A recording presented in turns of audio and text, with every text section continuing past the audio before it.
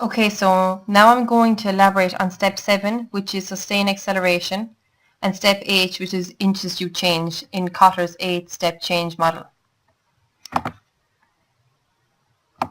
So just to refer back to the change, I aim to change current unstructured handover format to a new structured format using ISBAR as a tool by which the handover will be based on.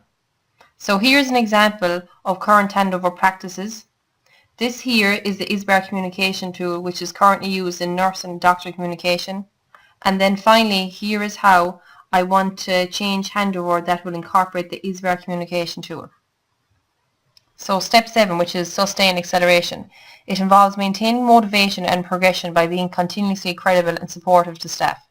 I will show support to staff by organising study sessions and providing information regarding this new structured handover format. This can be achieved through interdisciplinary workshops, online learning, constructive feedback and group activities.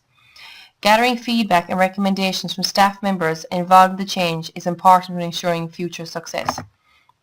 In addition, research regarding the change in healthcare demonstrates that the guidance team must demonstrate to staff that the change process is working but is not yet completed. This will ensure participants do not lose their urgency from the collection of short-term wins. Recent research states that members involved in the change were seen as being more important due to their interactions with senior management, and it's important that guidance teams change their personal conceptualization in order to progress to the final stage.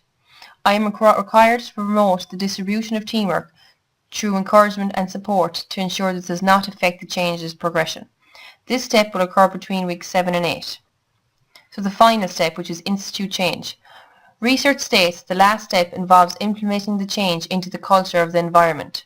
It is important that I establish connections between the organization's success and the change. This will make sure the connection is strong enough to replace old behaviours. The Nursing and Midwifery Board of Ireland states that the communication and documentation of nursing care should be carried out in a clear, accurate, objective and timely manner within an ethical and legal framework. It is my responsibility as a nurse to ensure that the implementation of the ISBAR communication tool in handover is following NIMBLY guidelines to ensure the institute of this change.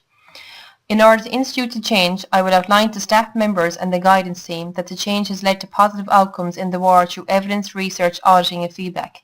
Feedback regarding the new structured handover format is very important. Research outlines that in order to institute change within a culture, leaders identified what worked and what did not work and what could be improved on. This will aid the structured handover sustainability into future staff. This step will occur between weeks 8 and 9. And here are my references.